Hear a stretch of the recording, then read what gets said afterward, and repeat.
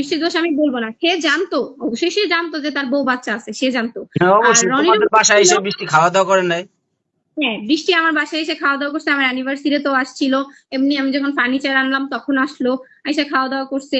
তা আমার তার সাথে কথা হয়েছে, তা আমার তার কাছে শুধু এতটুকু কথা ছিল যে সে যখন বুঝতে পারতো যে রনি তার জন্য পাগলামি করে বা ভালো কি মন্দ, সে কেন জানাইলো না আমার কাছে? শুধু তার এই একটা প্রশ্ন, সে কেন তখন জানাইলো না? আমাকে না জানাইতে পারতো যে আমি ঘরের বউ, জানাইলে ঝামেলা টামেলা করে, আপনাদেরকে তো জানাইতে পারতো। যাক, এখন তোমাদের সমাধানটা কিভাবে করা উচিত বা সমাধান তো তোমরা? হয়েছিল, মামা সমাধান হয়েছিল না? সমাধান তার ফ্যামিলি বসলো, আমার ফ্যামিলি বসলো, বসে সবকিছু সমাধান হইলো, আপনারাও ছিলেন, সব সমস্যার সমাধান হয়ে গেল। তারপরেও সে কেন বৃষ্টির জন্য আমাকে বোঝান। এখন সে বিষয়টা তো হচ্ছে, বিষয়টা সে তো হচ্ছে ফাঁসির কথাটা উল্লেখ করে নাই, কোনো জায়গায় বলে নাই বা ভালো কি মন্দ। এখন আমার কথা হচ্ছে, যদি একটা দুর্ঘটনা ঘটে যাইতো, আল্লাহর না করুক কিছু হয় নাই, কিন্তু যদি একটা দুর্ঘটনা ঘটে যাইতো, তখন তো মানুষ জানতো না যে জিনিসটা কার জন্য হয়েছে। তখন কিন্তু মানুষ আমাকেই দোষারোপ, ওর সাথে ঝামেলা এরকম হয়েছে বিধাই আজকে হচ্ছে বা সে এগুলা করছে। সম্পূর্ণ দোষটা কিন্তু আমার উপরে আসছে, কিন্তু আমাদের তো সব সমস্যার সমাধান হয়েই গেছিল। তারপরেও সে রাতের বেলা হসপিটাল থেকে আনা হয়েছে, আনা হওয়ার পরেও তারপরে তার ফ্যামিলি, তার বাবা মা সামনে ছিল, তার ভাই সামনে ছিল, সবার সামনে তাকে জিজ্ঞেস করা হয়েছে যে তুমি তোমার বাচ্চার মুখের দিকে তাকাও। পরে সে যখন তাকায় রওজার দিকে, তখন সে তারপরে তাকে জিজ্ঞেস করছে তাহলে এখন বলো তুমি এখন কি করতে চাও। তখন সে বলে আমি যদি দুইজনকে রাখতে পারি তাইলে ওর কোনো সমস্যা আছে? আমার দুইজন, আমি নীলাকেও রাখবো বৃষ্টিকেও রাখবো, তাইলে তো হইলো না। তুই যেহেতু ভাই বোন বলছিস, আচ্ছা, তাহলে এখন ভাই এক বোন পক্ষ তোদের দোষ থেকে তো কি হয়েছে? বললে হবে না। বৃষ্টি, বৃষ্টি তো হয়তো যাই হোক ওর সাথে কাজ করা অবস্থায় কি কথাবার্তা হয়েছে না হয়েছে, এখন বৃষ্টি কি বিয়ে করতে রাজি হয়েছিল কিনা বা রাজি আছে কিনা, ওই যেহেতু অবিবাহিত মেয়ে, এখন ও ফুল বিক্রি করে খায়, এখন এই মেয়েটার প্রতি তোমাদের এই ঝামেলার অনুযায়ী মেয়েটার একটা ক্ষতি হচ্ছে না, এটা মনে হয় না তোমাদের? ঠিক আছে, আমি বুঝলাম মেয়েটার ক্ষতি হয়েছে, কিন্তু আমি তো মেয়েটার নাম নিতে চাই নাই, কিন্তু এর কেন্দ্রবিন্দু তো সে, সে তো চলেই আসে। আমি তো আলাদা করে তাকে সব জায়গায় এমন না যে তাকে দোষারোপ করেই যাচ্ছি তার। এটার এখন যে ঝামেলাটা হয়েছে সেটার কেন্দ্রবিন্দু তাকে নিয়ে। আমি না চাইলেও তার নামটা আসবেই মামা। আমিও জানি সে সে ফুল বিক্রি করে আমি তার আমি সংসার চালায় বা পার্সোনালি যাই বৃষ্টিরে কিছু করে। জিজ্ঞেস করছিলাম যে তোর তোর ইচ্ছাটা কি, বলছে যে দেখো ভাইয়া, হ্যাঁ, বা আমার তো বাবাকে ডাকে, তো ও বলছে যে সে একজন বিবাহিত ছেলে, সে আমার পিছনে ঘুরতেছে। এখন আমি অবিবাহিত মেয়ে, আমি তো আর তার তার বিয়ে করব না। সে আমাকে যতই প্রস্তাব দেখ, যত কিছু হোক, সে হয়তো আমার প্রতি পাগল হইছে, and আমি তো এটাতে রাজি না।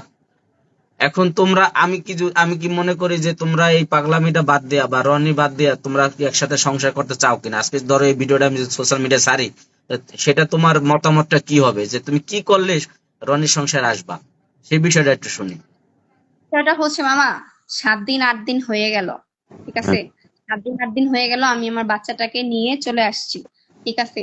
তুই কি পারতি না একবার যোগাযোগ করতে? সে বারবার বলে আমি তার সাথে যোগাযোগ করার চেষ্টা করছি, তার তো আমি তো শুরু থেকে বলতেছি তার একটা নাম্বার ব্লক করা, তার আরেকটা নাম্বার এখনো আনব্লক করা, আরেকটা সেখান থেকেও সে চাইলে আমাকে ফোন দিতে পারতো, হোয়াটসঅ্যাপে দিতে পারতো, তার ফ্যামিলি সবার নাম্বার আনব্লক করা দিতে পারতো, শুধুমাত্র তার নাম্বারটাই ব্লক করা, যেই আইফোনে যেই সিমটা, ওই সিমটা শুধুমাত্র, আরেকটা নাম্বার আনব্লক করা। কিন্তু সে যে বারবার বলে, সে এখন পর্যন্ত 8 দিন হয়ে গেছে, কোথাও কোনো জায়গায় আইসা সে বলে না তার মেয়ের কথা বা কোনো কিছু।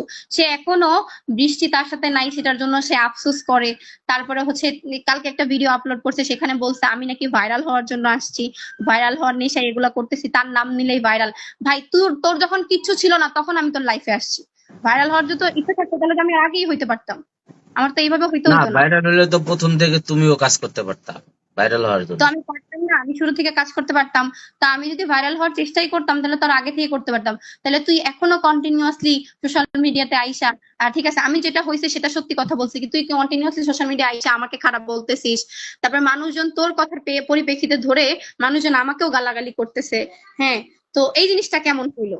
তাহলে আচ্ছা, যখন সংসার করার ইচ্ছা সবকিছু থাকলে ভুলে, তাও থাকতো। শোনো, সবকিছু ভুলে এই যে যে ভিডিও গুলা রেকর্ড হইতেছে আমার, এটা আমি সোশ্যাল মিডিয়ায় ছেড়ে দেবো, তোমার অমত আছে? না, আমার কোনো অমত নেই। আচ্ছা, যাই হোক, এখন কথা হইলে গা, তোমরা ধরো সংসার যদি করতে চাও, ধরো ওরও মাথায় রাগ, তোমারও রাগ, দুইজনে একটা ঝামেলা হয়ে গেছে। এখন যেহেতু তোমার একটা বাচ্চা আছে, বাচ্চার দিকে তাকাইয়া কি করলে তোমরা সংসারটা করতে পারবা, এরকম মতামতটা আমি জানতে চাই তোমার। মামা আমার কাছে কোনো এই মতামত নাই, প্রশ্ন এটা আমার রনির সম্পূর্ণ কাছেও তার কাছে। থাকবে, এই প্রশ্ন আমার রনির কাছেও থাকবে, তোমার কাছে আমি প্রশ্ন করলাম।